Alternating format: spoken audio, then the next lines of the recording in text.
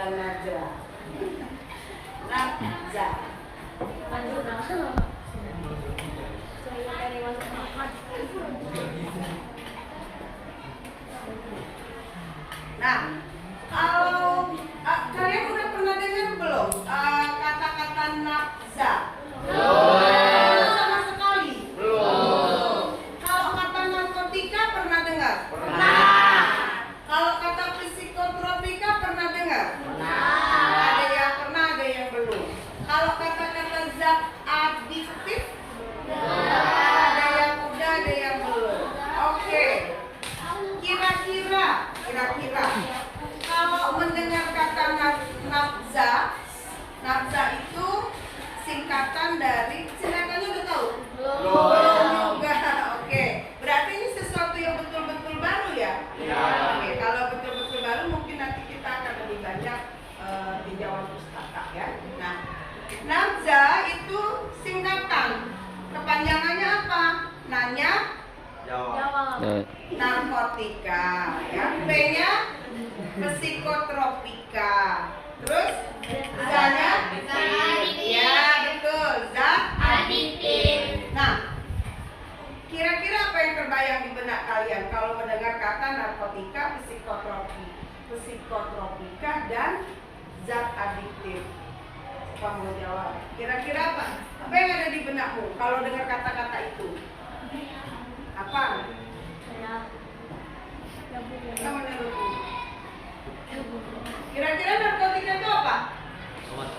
Obat-obatan, apalagi? Sabu, apalagi? Narkoba ya. Apalagi? Ganja, apalagi? Apalagi ya?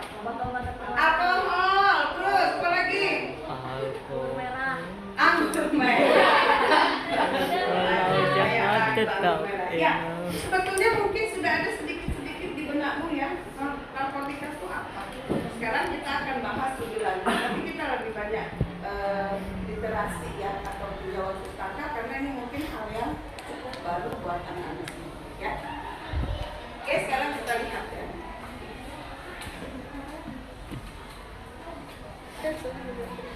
Nah, apakah nafza itu? Nafza singkatan dari narkotika, psikotropika, dan zat adiktif lainnya. Menurut WHO, definisi dari nafza adalah sesuatu yang dimasukkan ke dalam tubuh, baik berupa zat padat, cair maupun gas, yang merubah fungsi tubuh secara fisik maupun psikis. Tidak termasuk makanan, air, dan oksigen yang dibutuhkan untuk mempertahankan fungsi tubuh yang normal. Artinya, anak-anak, yang dimasukkan ke dalam tubuh, zat-zat yang dimasukkan ke dalam tubuh, tapi selain makanan, minuman, dan oksigen yang memang dibutuhkan oleh tubuh dan memang masuk ke dalam tubuh. Jadi zat-zat selain itu. Yang bagaimana zat-zatnya? Yang katanya merubah fungsi dan secara fisik maupun secara psikis ya. Jadi secara fisik, secara fisiknya maupun secara psikis, secara kejiwaannya itu pengertian dari nafza ya. Selanjutnya Nana, tadi ada abis nafza psikotropika. Nah, kalau psikotropika itu apa? Adalah obat-obatan. Psikotropika itu adalah sesuatu unsur yang dapat merubah salah satu atau lebih fungsi dari tubuh, yaitu menurunkan kemampuan orang berpikir kritis dan mengambil keputusan yang tepat. Nah, seperti kita ketahui, ada zat-zat yang dapat merubah jalan pikiran yang dipakai dalam upacara ritual, dunia kedokteran, atau tujuan untuk rekreasi atau santai. Jadi di dunia medis, di dunia kedokteran itu kan ada obat-obatan yang memang difungsikan untuk misalnya mengurangi rasa sakit yang luar biasa, sehingga digunakan zat-zat yang kalau disalahgunakan akan menyebabkan kerusakan di dalam fungsi tubuhnya, gitu ya. Tetapi kalau secara medis sesuai dengan petunjuk dari dokter itu tidak apa-apa digunakan, ya. Nah, nanti kita bahas lebih lanjut bagaimana kalau orang menyalahgunakan obat-obat yang seharusnya digunakan secara medis dengan resep dokter, ya. Kita lanjut. Nah, ada kata-kata obat-obatan terlarang, pasti pernah dengar ya. Terlarang itu karena apa? Nah, ini dikatakannya. Dikatakan obat terlarang, yang pertama, terlarang secara hukum dalam pemakaian, menjual, memproduksi, memperbanyak. Contohnya ganja, turunan amfetamin, ekstasi, dan heroin. Anak-anak sering dengar nggak? Misalnya penggerebekan kebun ganja yang sekian hektar, gitu ya? Udah siap panen terus ketahuan. Biasanya nyumput-nyumput nggak orang nanamnya? Nyumput-nyumput karena itu terlarang secara hukum, karena takut disalahgunakan sehingga ketahuan. Kemudian misalnya penggerebekan atau penangkapan orang atau kurir yang membawa narkoba, iya apa enggak? Di bandara maupun di terminal-terminal, biasanya mau menyeberang gitu ya, itu biasanya suka ditangkap. Nah, itu yang terlarang yang pertama. Terlarang yang kedua, dalam lingkungan remaja di bawah 17 tahun, tetapi tidak dilarang untuk umum secara hukum. Contoh, alkohol terbatas untuk orang dengan usia 21 tahun ke atas. Di klub-klub gitu ya, di klub itu kan mungkin ada alkohol, jenis-jenis minuman yang beralkohol yang kalau digunakan oleh orang yang 21 tahun ke atas itu dibolehkan, dilegalkan secara hukum, tapi untuk di bawah 21 tahun tidak boleh gitu ya. Makanya kalau ada remaja-remaja yang belum sampai 21 tahun usianya misalnya baru 17, 18, nyoba minuman yang beralkohol, biasanya nyumput-nyumput apa terang-terangan? Nyumput. Minum apa tuh? Anggur ya tadi kata Eka ya. Anggur apa lagi kan?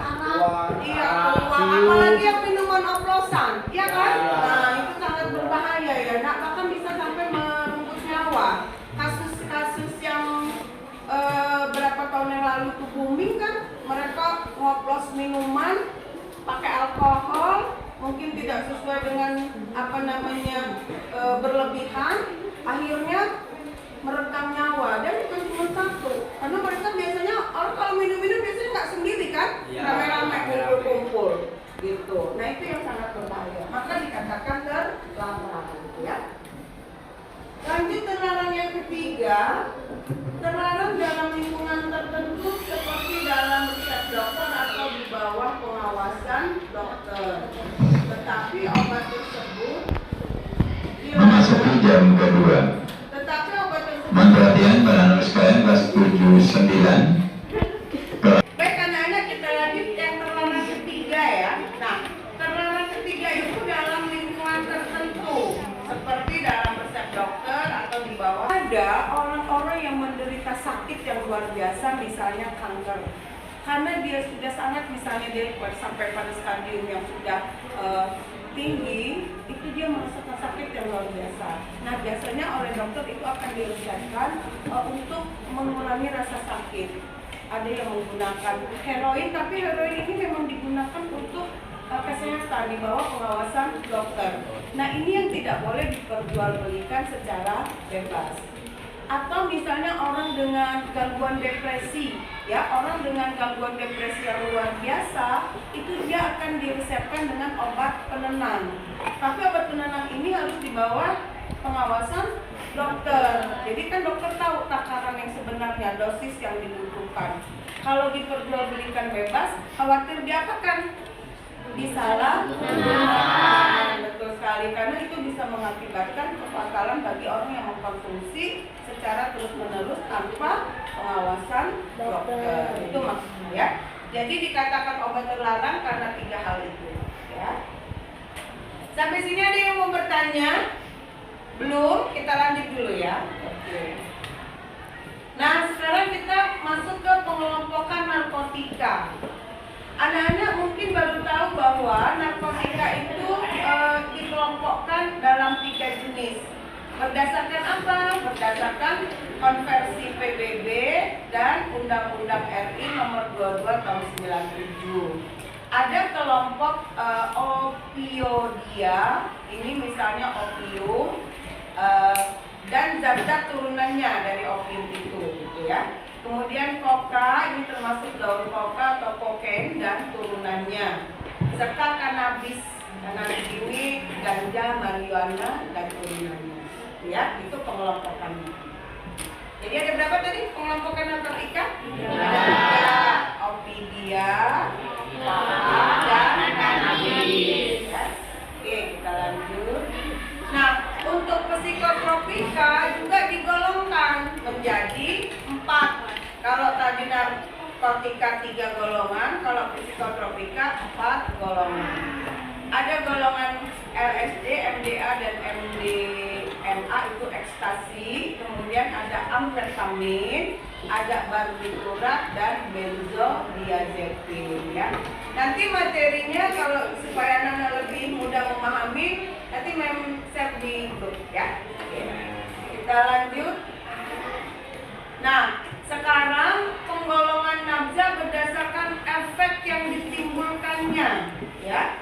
Itu dibagi menjadi 3 juga, ya. Kita lihat yang pertama adalah golongan depresan, menekan kerja susunan saraf pusat, walaupun tidak selalu membuat pengguna menjadi merasa tertekan, menghasilkan suasana rileks pada dosis yang rendah, tetapi dapat juga menyebabkan euforia atau perasaan gembira serta rasa tenang dan nyaman. Jadi gini loh, nah.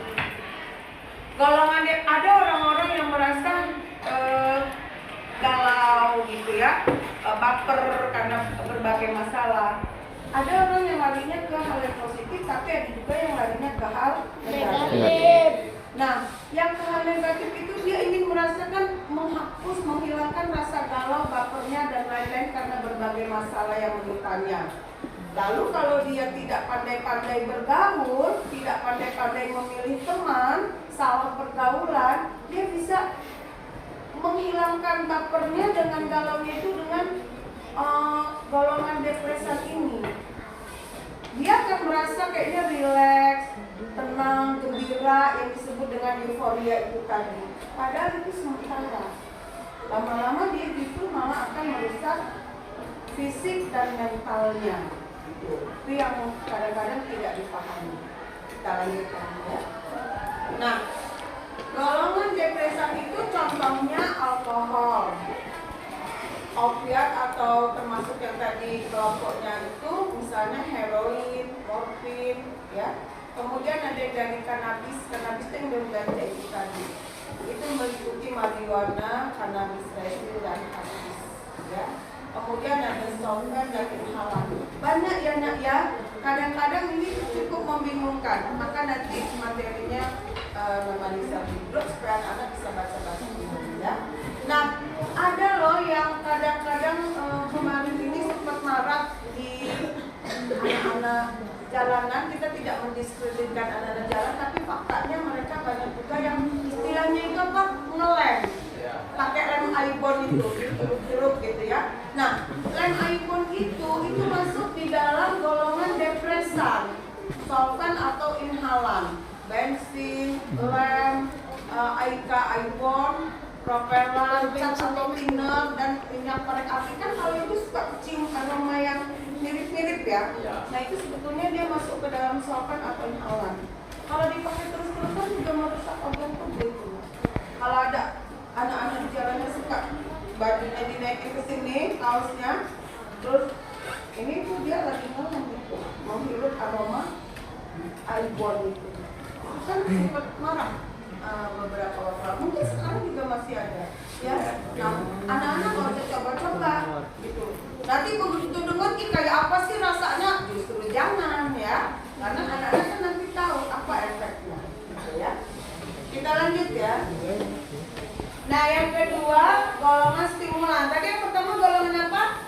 Depresan. Ya, bagusan. Kedua golongan stimulan.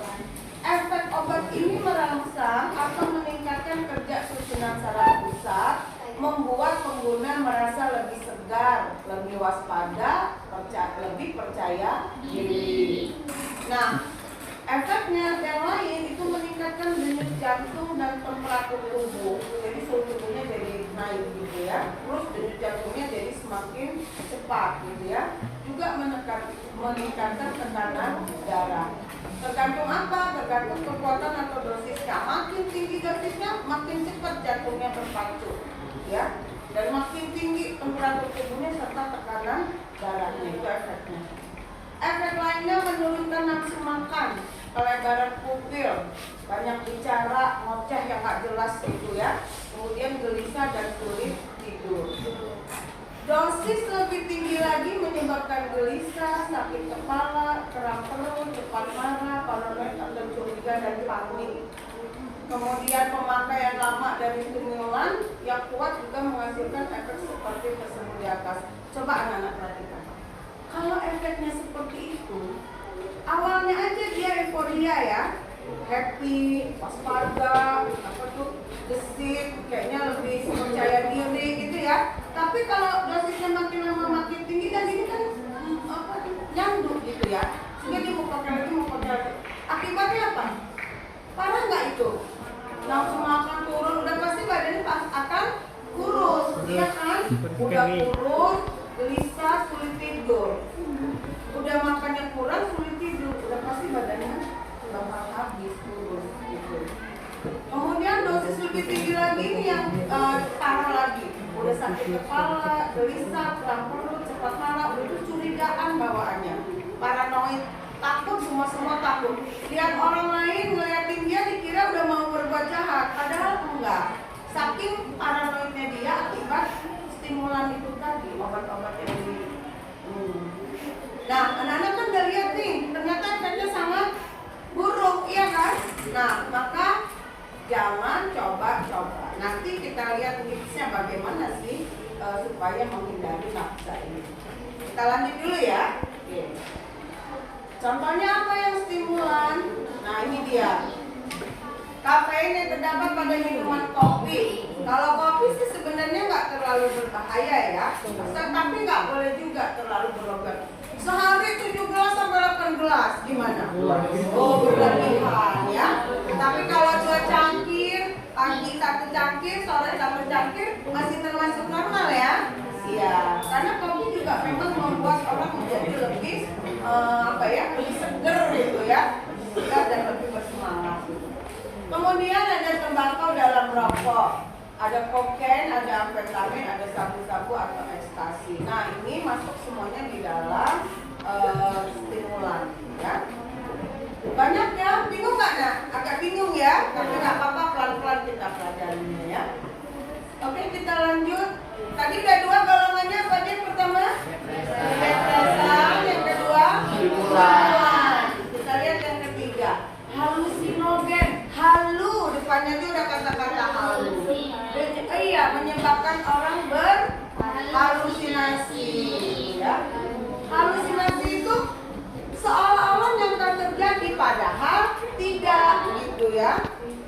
Kemudian menciptakan daya pandang yang berbeda sehingga seluruh perasaan dapat terganggu. Misalnya gini, dia merasa misalnya dia di suatu tempat gitu ya, di suatu tempat misalnya atau dia misalnya merasa dia ada di hutan atau ada di laut, jadi perasaan-perasaan malu yang sebetulnya tidak nyata gitu ya. Nah, untuk yang halusinogen itu contohnya ganja, turunannya marijuana, kannabis, LSD, meskalin, dan datura. Kata-katanya juga mungkin agak asing ya di telinga kalian ya. Nggak apa-apa, makanya ini kita sampaikan supaya anak-anak paham ternyata nafsa itu banyak jenisnya gitu ya, efeknya juga banyak ya. Kita lanjut dulu ya. Nah, anak-anak ini dia. Jadi di dalam penggunaan nafsa oleh para remaja ya, usia-usia kalian ini ada tahapan-tahapannya. Nanti ini kita bahas kasus-kasusnya ya. Nah, jadi anak-anak sekarang perhatikan dulu. Yang pertama itu tahap coba-coba. Tahap coba-coba itu tahapnya gimana? Adalah kontak pertama dengan obat atau zat terlarang seperti ganja sering terjadi pada usia remaja dengan latar belakang karena ingin tahu dan ingin mencoba kayak apa sih rasanya ganja. Nah, kepo, pengen tahu ya. Kemudian kebanyakan tidak melanjutkan pengalaman pertama ini, tapi beberapa kemudian melanjutkan proses eksperimentasi atau coba-coba dengan zat lain dengan cara yang lebih canggih. Nah, kalau coba-cobanya terus-terusan makin berbahaya nggak? Pertama coba ganja, kayak ini, nyoba yang lain lagi. Nah, ini yang dikhawatirkan. Tahap coba-cobanya kalau dia stop sampai situ, alhamdulillah. Tapi kalau dia pengen coba lagi itu yang dikhawatirkan, ya. Sekarang kita lanjut lagi. Tahapan selanjutnya yang seperti apa? Kadang-kadang, tadi coba-coba, sekarang kadang-kadang. Seperti apa tahapannya? Sebagian setelah tahap coba-coba, kemudian melanjutkan pemakaian zat psikotropika sehingga menjadi bagian dari kehidupan sehari-hari. Akhirnya jadi sering, ya kan? Ya, kadang-kadang itu lebih durasinya atau frekuensinya lebih dari sekadar coba-coba. Ya. Nah, tapi pemakaiannya karena dia kadang-kadang masih terbatas, ya. Nah, selanjutnya kita lihat tadi. Kalau dia kadang-kadang, itu dia masih bisa bersekolah, masih bisa bekerja, masih bisa beraktivitas seperti biasa. Karena makanya hanya kadang-kadang. Oke, kita lanjut. Nah, ini tahapan yang lebih parah dari kadang-kadang, yaitu ketagihan. Coba anak-anak perhatikan ya. Di tahap ini frekuensi, jenis, dan dosis yang dipakai meningkat, termasuk bertambahnya pemakaian bahan-bahan beresiko tinggi. Gangguannya sudah lebih parah, jadi gangguan fisik, mental, dan masalah-masalah sosial makin jelas. Tahap ini sering disebut tahap kritis karena ada bahaya yang nyata. Anak-anak untuk yang udah sampai ketagihan, jadi dia kalau nggak pakai dia ngerasa justru tidak nyaman, badannya nanti gitu. Nah, ini kan tadi tahapnya coba-coba, nyoba ini. Kemudian kalau tadi hanya coba, kemudian menjadi kadang-kadang, mungkin seminggu jadi seminggu sekali, meningkat lagi, minggu jadi 2 kali, jadi 3 kali. Nah, ini yang masuk udah ke proses ketagihan, ya. Yang terakhir, jadi apa tadi yang pertama? Coba. Kita lihat tahap yang keempat, yang terakhir, yang paling parah, yaitu ketergantungan. Nah, ini adalah merupakan bentuk ekstrim dari ketagihan. Upaya mendapatkan zat psikoaktif atau psikotropika dan memakainya secara teratur, ya, merupakan aktivitas utama sehari-hari, mengalahkan semua kegiatan lain. Kondisi fisik dan mental terus-menerus menurun, hidup sudah kehilangan makna. Ketergantungan fisik, misalnya badan menjadi lemah dan sendi-sendi terasa nyeri pada saat tidak menggunakan obat dalam jangka waktu tertentu. Ketergantungan secara psikologis ditunjukkan oleh adanya perasaan tidak percaya diri dalam pergaulan sehari-hari jika tidak menggunakan obat. Anak-anak ini udah tahap yang paling parah. Jadi dia nggak bisa hidup kalau nggak pakai, gitu ya. Jadi dia udah nggak peduli. Biasanya dia sudah antisosial, menarik diri dari pergaulan. Ini udah terjerat banget kalau udah ketergantungan. Jangan sampai anak-anak, makanya dimulai dari tadi yang pertama, jangan mencoba. Itu kata kuncinya apa, tipsnya apa, nah nanti dibahas lebih lanjut, ya.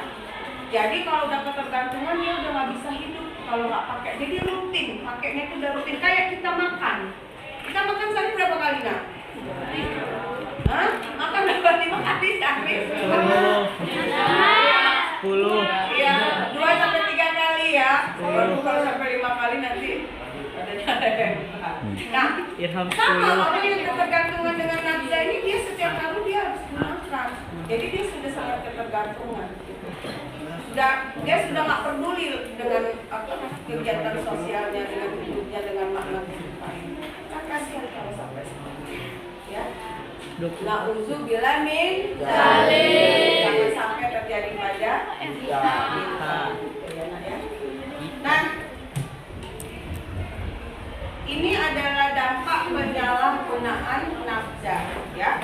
Secara umum, penyalahgunaan obat dapat memberi dampak baik secara fisik, mental, dan sosial, ya. Bagi pemakainya di samping dampak juga terhadap keluarga dan masyarakat umum. Gabungan antara jenis obat, usia pemakai, keadaan gizi, dan penyakit atau stres yang pernah ada sedang diderita akan mengakibatkan masalah-masalah tersebut. Jadi maksudnya gini, kalau orang menggunakan nafza, itu dia tidak hanya merusak fisik mental dirinya sendiri, tapi juga keluarga dan lingkungan di sekitarnya. Itu maksudnya, ya. Karena bisa jadi loh dia dari pemakai, kan kalau udah pemakai apalagi udah tahapnya yang ketergantungan, segala cara akan dilakukan untuk mendapatkan nafza tersebut, ya kan? Dia akan jual barang-barang di rumah, yang penting jadi duit bisa untuk beli nafza itu. Jadi dia tidak hanya merusak fisik dan mentalnya sendiri saja, tapi juga ke lingkungan di sekitarnya, keluarga terutama. Kalau ke masyarakat gimana? Bisa jadi dia menjual ke lingkungan sekitarnya supaya dapat uang, itu maksudnya. Ya, jadi dia mempengaruhi lingkungannya. Ya. Nah, lalu apa sih hubungannya nafza dengan kesehatan reproduksi? Kan kita ini masuk materi kesehatan reproduksi ya, Nak, ya? Nah, hubungannya apa? Nah, ini dia. Karena fakta yang ditemukan di lapangan menunjukkan pengguna nafza umumnya aktif secara seksual, baik laki-laki maupun perempuan, baik dilakukan secara sadar maupun tidak sadar, ya. Nah, pengguna nafza membuat mereka itu tidak berpikir kritis akan akibat dari hubungan seksual yang mereka lakukan. Namun demikian, walaupun aktif secara seksual, bukan berarti mereka mempunyai info yang akurat mengenai aspek seksualitas dan kesehatan reproduksi. Karena pada umumnya pengetahuan mereka sangat terbatas. Ini maksudnya gini loh, Nak. Ada orang-orang yang menggunakan nafza, misalnya dengan menggunakan jarum suntik, ya. Kalau misalnya jarum suntik itu dipakai bergantian, ya, dipakai bergantian.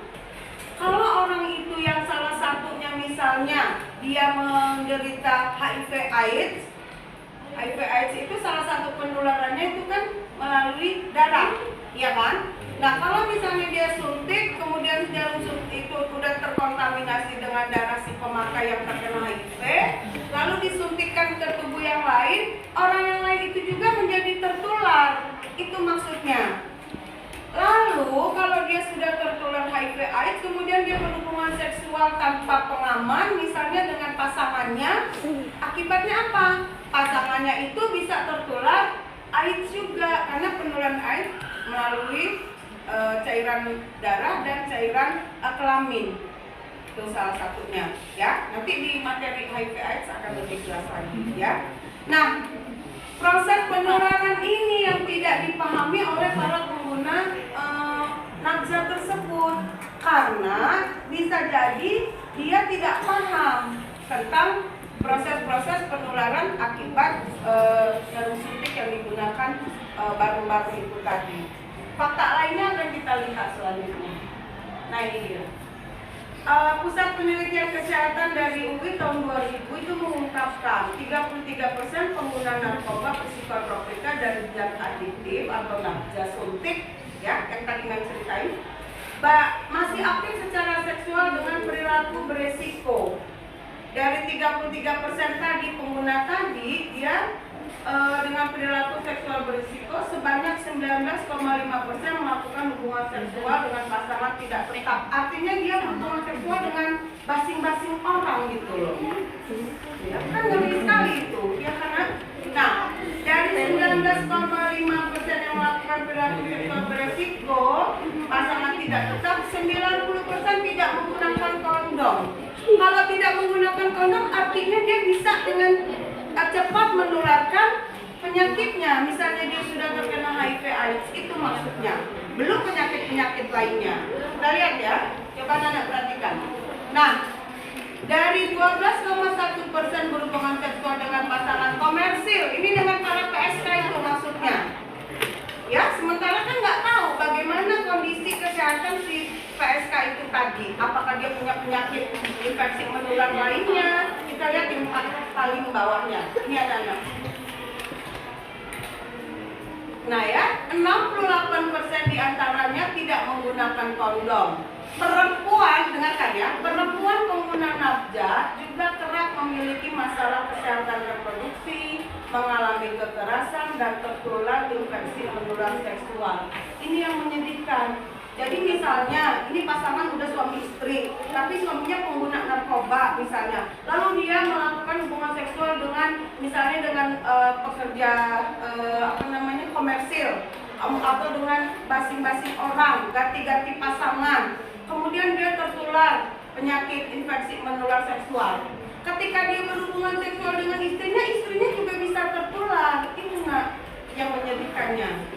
Ya, jadi infeksi menular seksual itu nanti kita bahas lebih lanjut karena kita belum masuk ya di infeksi menular seksual. Itu nanti akan kita bahas. Bagaimana sih bisa sampai orang itu terkena infeksi menular seksual? Ya. Sekali lagi ini anak-anak sudah tahu bahwa dampak negatif dari penggunaan narkoba itu kompleks kemana-mana, sehingga anak-anak harus membekali diri bagaimana sih supaya tidak terjebak di dalam penggunaan nafza. Itu di sesi berikutnya. Nah ini dia, ini memang disengaja tutup ya. Jadi anak-anak, sekarang kita akan masuk bagaimana atau tips cara untuk supaya anak-anak terhindar dari terjerat penggunaan nafza. Nah, ini memang minta kalian nanti memang dibagi satu orang satu kertasnya, post-itnya. Tuliskan satu saja tips atau cara untuk menghindari penggunaan nafza menurut kalian, ya. Satu saja, satu orang satu. Kalau sudah nanti kita tanpa, ya. Oh di sini aja biar ini. Kalau saya pertama.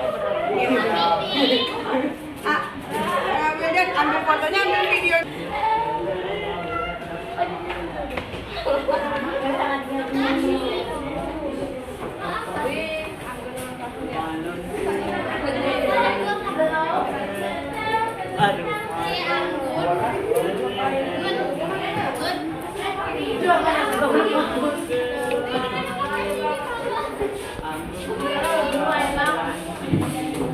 Dua apa ya? Aku tutupin lah.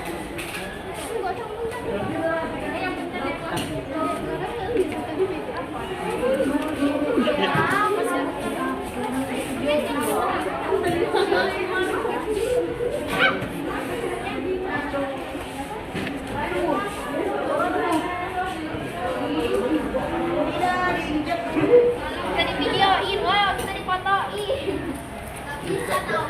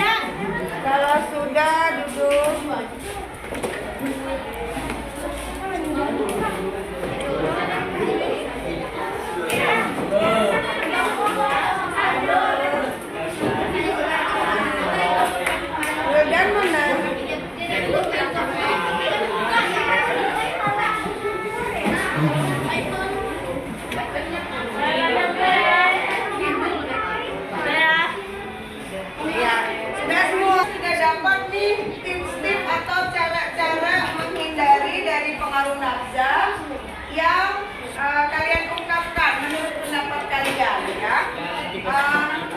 Coba satu orang. Ya boleh. Kalau sudah coba anak ini ya. Iya, aku mau ini ya terus. Ya, ayo. Silakan dibacakan anak-anak yang mendengarkan ya. Tipsnya apa saja sih? Ya, anak-anak yang dengarkan. Kamu sambil baca sambil agak ngadep sana agak kuat ya ngomongnya. Yuk. Cara menghindari dari Yang lain dengarkan. tips menghindari nafza, memilih lingkungan pertemanan yang baik, menghindari rasa coba-coba. Ya, jangan coba-coba maksudnya ya. Terus Bergaul secara sehat, bergaul sehat. tidak salah pergaulan. Tidak salah pergaulan. Coba-coba atau ada niatan untuk mencoba nafza. Ya, terus Itu semua. oh iya, rata-rata tidak mencoba-coba ya. Terus kemudian mencari lingkungan pergaulan yang baik. Rata-rata seperti itu. Siapa namanya? Nak? Ya, tepuk tangan dulu dong buat Anissa. Ya, tadi Anissa sudah membacakan tipsnya. Yang sebagian besar jangan coba-coba. Terus mencari lingkungan pergaulan yang baik. Nah, sekarang kita akan lihat lebih lengkap, lebih detail bagaimana sih cara menghindari dari pengaruh nafza ya. Yang pertama ini yang belum jadi ya, lengkap ya. Berkomunikasi efektif dengan belajar berkata tidak jika ditawari nafza. Jangankan nafza ya, nah kalau ada teman dari lingkungan pergaulan yang mana menawari kamu rokok, kamu harus berani berkata Tidak.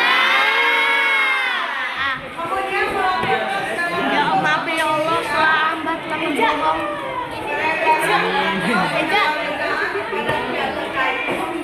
Jadi ini harus berani ya kalau melaporkan secara bentuk memberikan pada Maafkanlah dosa-dosa kami, ya Allah, kami telah berbohong. lalu ini penting juga Nanti siang berbohong berpikir aja. kritis dengan belajar mengenali jenis-jenis nafza. Tadi kita sudah belajar ya.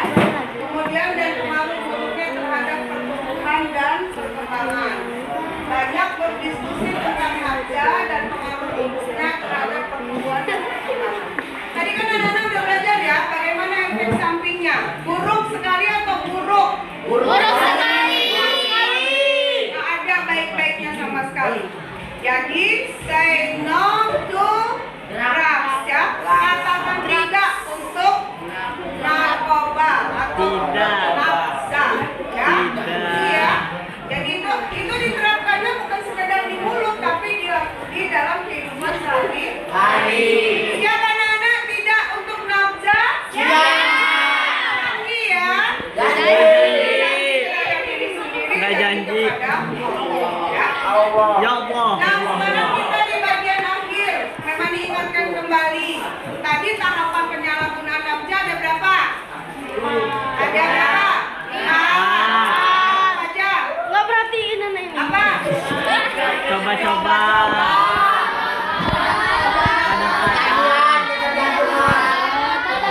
Ketagihan yang terakhir bukan. Yang ketiga ketagihan, yang keempat bagus. Sekarang Dan coba-coba. anak coba baca kasusnya lalu anak tentukan itu si tokoh itu dalam tahapan apa di dalam penyalahgunaan nafza. Kalian ada? Baca ini. Nah ini ya, ini kasus yang pertama. Perhatikan. Anak-anak lihat ke depan. Kalau sedang pergi ke diskotik atau klub, Abi mengkonsumsi ekstasi, tapi tidak pernah melakukan Abi, ya Allah, hal Abi, tersebut siapa yang dengan ngajarin kamu? selainnya. Ini apa ini?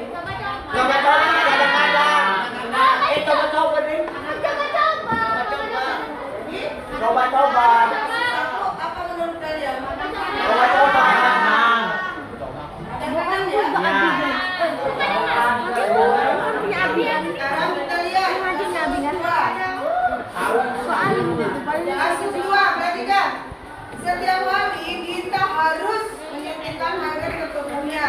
Jika tidak melakukan tersebut, tubuhnya akan terasa sakit dan dia tidak bisa melakukan apa-apa.